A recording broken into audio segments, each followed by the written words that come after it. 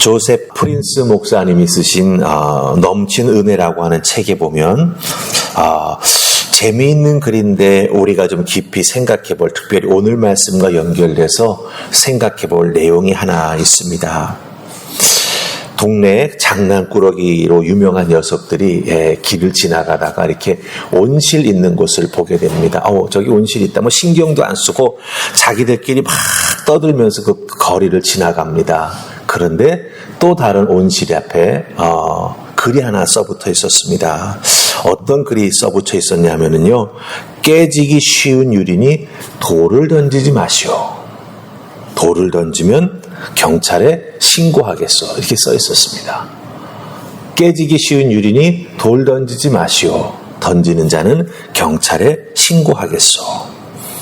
그랬더니 그 앞을 지나가다가 그 글을 읽은 동네 개구장이들이요, 돌을 들어서 그 온실에 던져가지고 그 유리를 다 깨트리면서 깔깔거리고 좋아하면서 도망을 쳤습니다. 이렇게 그 글을 쓰고 나서 조셉 프린스 목사님은 묻습니다. 이상하지 않는가? 이 장난꾸러기들도 다른 온실들은 그냥 지나치다가 왜 유독 그 글이 써있는 그 온실 앞에서 그 글을 읽고 보란듯이 돌을 던져서 그 온실의 유리창을 깨트리는 사고를 치는가?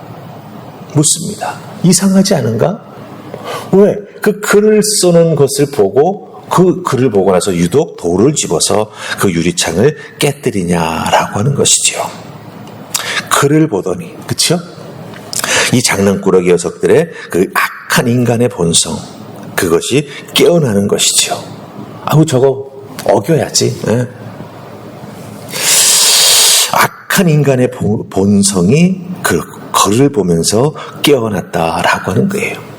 오늘 우리가 읽은 말씀 속에 보면 율법이라고 하는 계명이 주어졌을 때 오히려 우리들의 인간의 죄의 본성이 자꾸 살아난다라고 사도 바울이 안타까워하는 것을 우리가 보게 됩니다.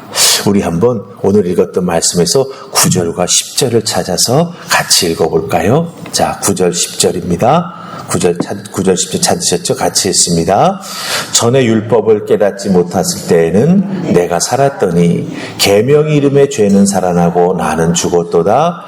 생명에 이르게 할 그 계명이 내게 대하여 도리어 사망에 이르게 하는 것이 되었도다. 아멘. 지금 9절 10절 읽은 이 표현이 그 온실에 써붙여 있던 깨지기 쉬운 유리니 돌 던지지 마시오. 돌 던지면 경찰에 신고하겠어. 요거 보고 나서 일부러 돌을 던지는 그 개구장이들과 본질적으로 같다라고 하는 거죠. 율법 깨닫지 못했을 때 내가 살았더니 율법이 이르면 내 죄에 대하여 살아나고 나는 죽었다.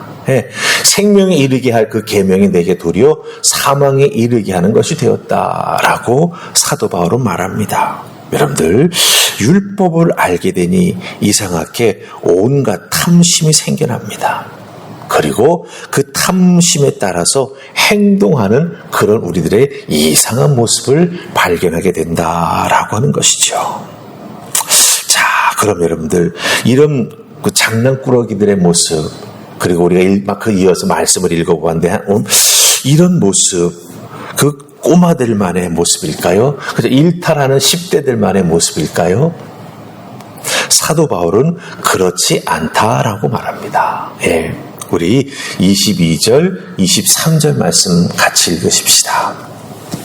22절, 23절 우리 같이 읽습니다. 자, 시작. 내 속으로는 하나님의 법을 즐거워하되 내 지체 속에서 한 다른 법이 내 마음의 법과 싸워 내 지체 속에 있는 죄의 법으로 나를 사로잡는 것을 보는도다. 아멘. 사도 바울이 지금 자기 고백을 하는 거예요. 내 마음은 하나님의 법을 사모하고 즐거워하지만 내 속에 있는 다른 한 법이 내 마음과 나를 자꾸 죄짓게 만든다. 죄의 법으로 나를 사로잡는다. 이렇게 말하는 것을 보게 되지요. 여러분들, 사도 바울이 어떤 사람입니까? 다메섹으로 가던 길에서 예수님을 만나서 철저하게 회개하고 예수 믿고 나서 복음을 전하는 사명을 받고 그 사명 전하는 것에 자기의 전 생애를 들인 사람이 사도 바울입니다. 또 사도 바울은 바리새인으로서 가말리엘 문화에서 율법에 대해서 철저하게 배웠던 사람입니다. 그런데 예수 그리스도의 복음을 통해서 은혜를 받고 나서 그 모든 것이 무익함을 깨달아 알고 그것을 다 배설물로 여긴 사람입니다. 그럼에도 불구하고 사도 바울의 그 깊은 마음 속에는 갈등이 있었다라고 하는 것이죠. 무슨 갈등입니까? 우리가 읽었지 않습니까? 내 속으로는 하나님의 법을 즐거워하되 내 지체 속에서 다른 한 법이 내 마음의 법과 싸워 내 지체 속에 있는 죄의 법으로 나를 사로잡는 것을 보는도다. 계속해서 끊임없이 자기 자신이 죄와 싸우고 있다고, 죄 아래 있는 존재라고 자기를 고백하고 있다라고 하는 것입니다. 그러게 여러분들, 사도 바울의 이 고백의 모습을 보면서 우리들도 어떻습니까? 예수 잘 믿고 믿음 안에서 은혜로운 생활해 나아가기를 간절히 소망하지만 우리들 앞에도 끊임없이 죄와의 싸움이 기다리고 있다라고 하는 거죠. 때로는 우리의 감정이 격해지면서 나도 모르게 하나님 말씀과 은혜 속에서 살아가야 될 우리들이 생각하지 말아야 될 것을 생각하기도 하고 마음의 죄를 많이 짓기도 하지 않습니까? 다행인 것은 마음속으로만 짓지 그것이 행동으로 옮겨지지 않아서 참 다행이죠. 하지만 우리 주님은 뭐라고 말합니까? 생각만 해도 마음속으로 죄를 지어도 그것은 죄다라고 예수님은 말씀하셨습니다. 그러게 여러분들, 우리는 죄 아래 있는 존재, 예수 그리스도의 구원의 은혜를 덧입었지만 우리 삶 속에서 복음의 은혜와 능력 아래 살기를 간절히 소망하지만 때로는 좌절하고 때로는 넘어지는 것들을 경험한다라고 하는 거예요. 하지만 사도 바울은 왜 이렇게 자기 고백을 하면서 우리에게 얘기해 주는 걸까요? 그럼에도 불구하고 포기하지 말아라고 하는 것이요. 무엇을? 죄와의 싸움을, 은혜를 구하는 그 신앙생활을 포기하지 말라라고 하는 것입니다. 우리 24절, 25절 말씀 보십시다. 24, 25 같이 읽습니다. 시작. 오라 나는 곤고한 사람이로다. 이 사망의 몸에서 누가 나를 건져내랴. 우리 주 예수 그리스도로 말미암아 하나님께 감사하리로다. 그런즉 내 자신이 마음으로는 하나님의 법을, 육신으로는 주의 법을 섬기노라. 아멘. 우리가 24절, 25절 말씀을 읽었습니다. 우리가 끊임없이 죄와 싸울 때 우리는 그 죄악에서 우리를 끌어내 주실 수 있는 예수 그리스도를 바라보아야 된다라고 하는 것이죠. 사망의 몸에서 나를 누가 건져내 주겠냐. 사도 바울은 이렇게 정말 간절한 마음으로 하나님 앞에 외치고 있는 것이죠. 근데 하나님께 감사한다고 말합니다. 무엇 때문에? 우리 주 예수 그리스도 때문에. 그리스도를 바라보면서 죄악 중에도 주님을 바라보면서 나아가게 될 때 우리 주님께서 분명히 그 죄악에서 우리를 건져주시고 죄와 싸워서 승리할 수 있도록 우리에게 힘을 허락해 주신다라고 하는 것입니다. 사도 바울은 이렇게 복음을 전하는 과정 속에서도 죄와 싸우면서 더욱더 간절히 우리 주님 바라보면서 주님의 은혜를 구하면서 하루하루를 보냈던 것을 우리가 발견할 수 있다라고 하는 것이죠. 사실은 이 사도 바울이 죄와 싸웠다라고 하는 의미는 내면의 갈등이고 내면의 죄지요. 복음 전하는데 받아들이지 아니하는 자들이 있습니다. 복음 전하는 사도 바울을 죽이기 위해서 품속에 칼을 품고 사도 바울을 찾아다니는 사람들이 참으로 많았습니다. 복음 전하다가 얻어맞기도 했고요. 복음 전하다가 사람들로부터 정말 대접도 못 받고 멸시를 당하는 일들도 사도 바울은 많이 겪었습니다.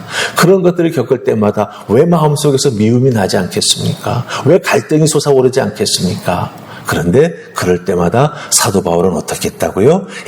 자기 자신의 한계를 인정했습니다.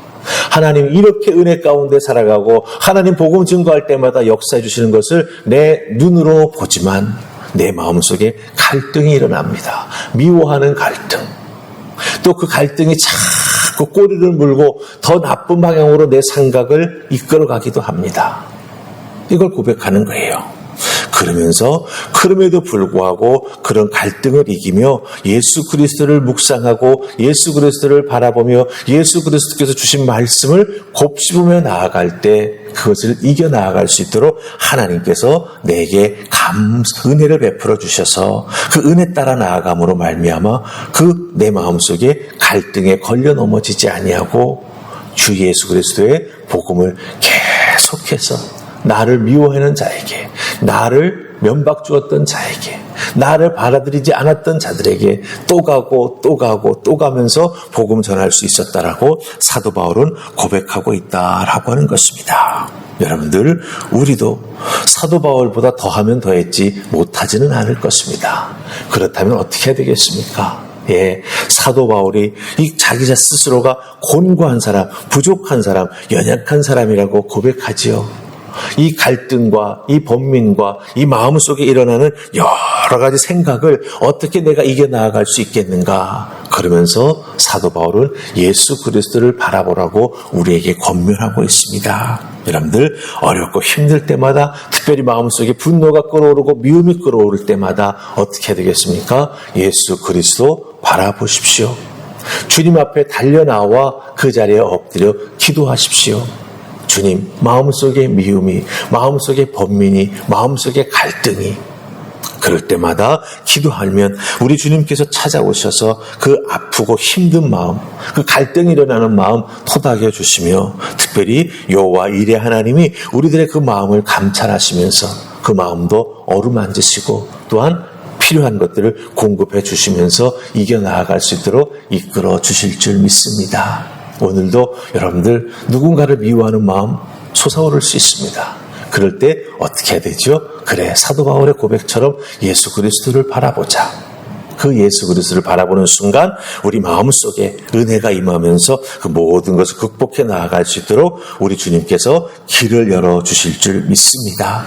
여러분들, 죄를 따라가지 마시고 꼬리에 꼬리를 무는 생각을 따라가지 마시고 그 예수 그리스도를 바라봄으로 딱 끊고 그 자리에서 주님의 은혜를 덧입는 여러분들 되시기를 주님의 이름으로 축복합니다. 아멘. 우리 기도하십시다.